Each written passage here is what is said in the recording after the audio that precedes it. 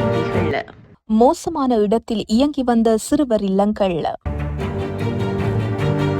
அவசரமாக தரையிறக்கப்பட்ட ஸ்ரீலங்கன் ஏர்லைன்ஸ் விமானம். திருமலைக்கு எடுத்துச் செல்லப்பட்ட சம்பந்தனின் பூதவுடல். ஞாயிற்றுக்கிழமை இறுதி கிரியை. கொழும்பு கடற்கரையில் கரையொதுங்கிய மர்ம பொருள்.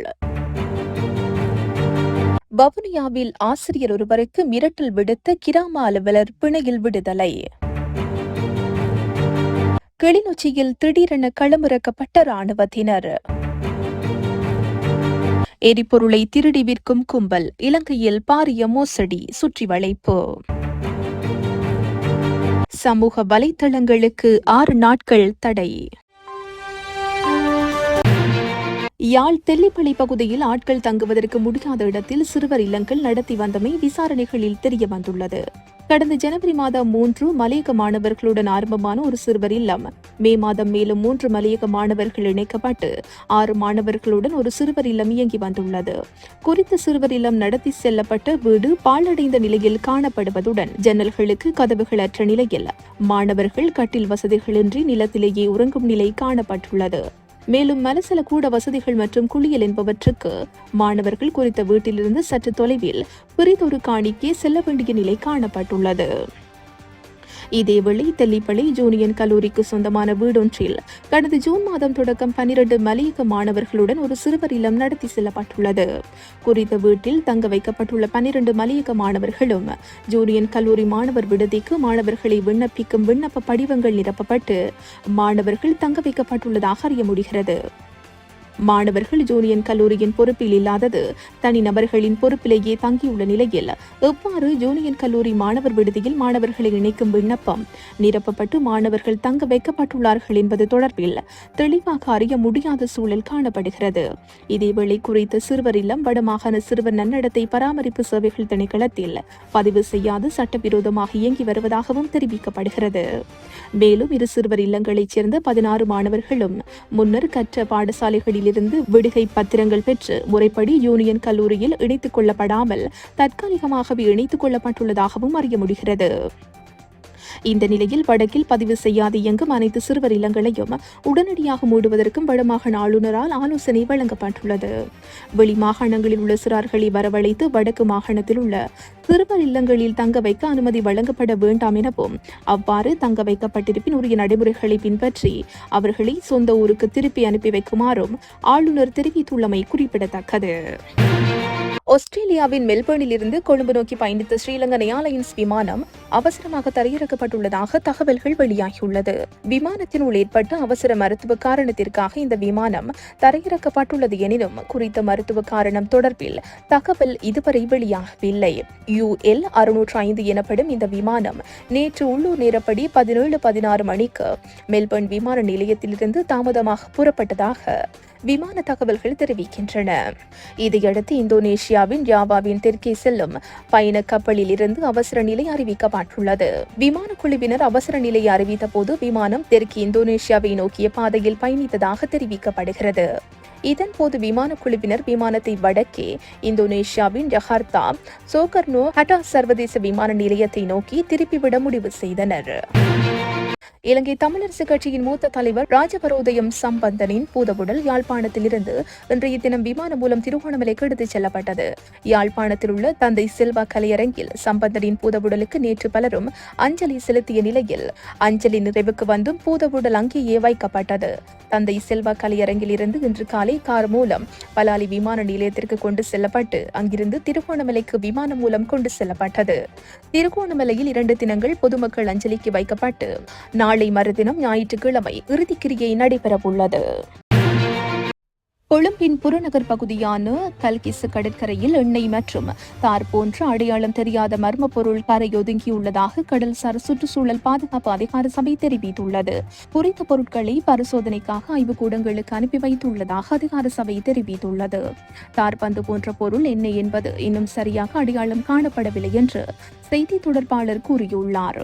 ஆனால் இது கப்பலில் இருந்து தூக்கி எறியப்பட்ட பொருளாக இருக்கலாம் என சந்தேகிக்கப்படுவதாகவும் அவர் குறிப்பிட்டுள்ளார்.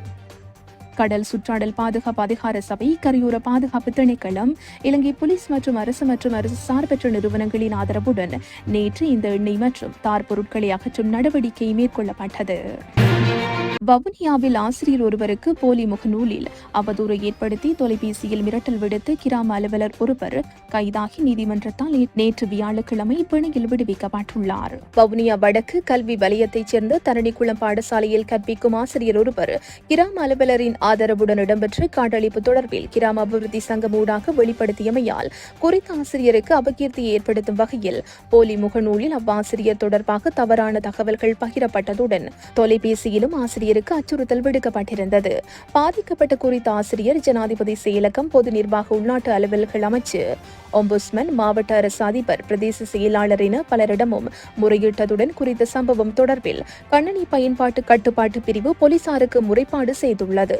குறித்த முறைப்பாடு தொடர்பில் விசாரணை செய்ய போலீசார் குறித்த முகநூல் கிராம அலுவலருடையது என்பதை கண்டறிந்ததுடன் அதனை முடக்கியிருந்தனர். இந்த நிலையில் வவுனியா மாவட்ட குற்றத்தடுப்பு பிரிவு போலீசாரால் தொலைபேசியில் அச்சுறுத்தியமை மற்றும் போலி முகநூலில் அவதூறு ஏற்படுத்தியமை தொடர்பில் கிராம அலுவலருக்கு எதிராக உயர்நீதிமன்றில் வழக்கு தாக்கல் செய்யப்பட்டது. நேற்றைய தினம் வழக்கு விசாரணை இடம்பெற்ற போது மன்றின் கட்டளைக்கு அமைய நீதிமன்ற சிறையில் அடைக்கப்பட்ட கிராம அலுவலர் 2 லட்சம் ரூபாய் பெறுமதியான சரீரப்பிணையில் விடுவிக்கப்பட்டார். அத்துடன் வழக்கு விசாரணை எதிர்வரும் அக்டோபர் மாதம் 3ஆம் தேதிக்கு ஒத்திவைக்கப்பட்டுள்ளது.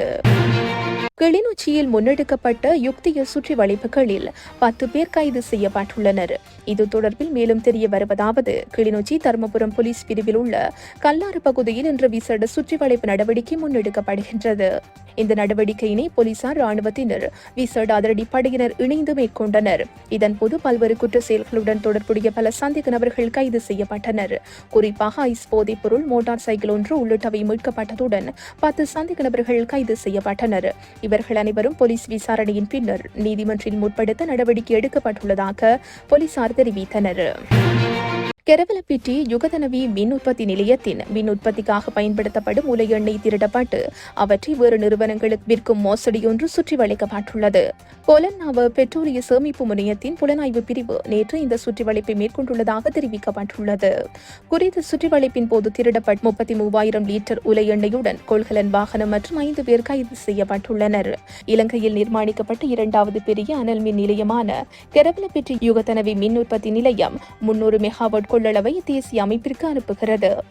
இந்த ஆலையிலிருந்து மின் உற்பத்திக்கு பயன்படுத்தப்படும் உலை எண்ணெயினை திருடும் மோசடி கும்பல் பற்றி வத்தளை போபிட்டிய பிரதேசத்திலிருந்து தகவல் வெளியாகியிருந்தது. யுகதனவி மின் உற்பத்தி நிலையத்திற்கு கொண்டு செல்லப்படும் உலை எண்ணெய் வத்தளை போபிட்டிய பிரதேசத்தில் உள்ள கொள்கலன் வாகன முற்றம் ஒன்றில் சாதுரியமான முறையில் திருடப்பட்டு வேறு நிறுவனங்களுக்கு விற்பனை செய்யப்படுவதாக தெரிவிக்கப்படுகிறது. இதன்படி கிடைத்த தகவலுக்கு அமைய கொலன்னாவை களஞ்சிய நிலைய புலனாய்வு பிரிவின் அதிகாரிகள் குழு ஒன்று நேற்று பிற்பகல் குறித்த இடத்தை சுற்றி வளைத்துள்ளமை குறிப்பிடத்தக்கது. பெரும்பாலான பாகிஸ்தான் மக்கள் WhatsApp, Facebook, TikTok, Instagram, YouTube, X போன்ற சமூக வலைதளங்களை பயன்படுத்தி வருகின்றனர். இந்த நிலையில் ஜூலை 13ஆம் தேதி முதல் 18ஆம் தேதி வரை ஒரு வாரத்திற்கு வெறுப்பு பேச்சு போன்றவற்றை தவிர்க்க பாகிஸ்தானில் தடை விதிக்கப்படுகிறது. முகரம் பண்டிகையை முன்னிட்டு ஜூலை 13ஆம் தேதி முதல் ஜூலை 18ஆம் தேதி வரை பஞ்சாப் மாகாணத்தில் தடை விதிக்க வேண்டும் என அம்மாகாண முதல்வர் மரியம் நவாஸின் சட்டம் ஒழுங்கிற்கான அமைச்சரவை குழு பரிந்துரை செய்துள்ளது. வெறுப்பு பேச்சு, வன்முறை போன்ற சம்பவங்களை தவிர்க்க இந்த நடவடிக்கை மேற்கொள்ள இருப்பதாக பஞ்சாப் அரசு தெரிவித்துள்ளது. பஞ்சாப் அரசு செபாஸ் ஷெரீப் தலைமையிலான மத்திய அரசுக்கு இது தொடர்பான வேண்டுகோள் விடுத்துள்ளது. இத்துடன் இன்றைய பிரதான செய்திகள் நிறைவு பெறுகின்றன. உச்சி மீது வானிடிந்து வீழுகின்ற போதிலும்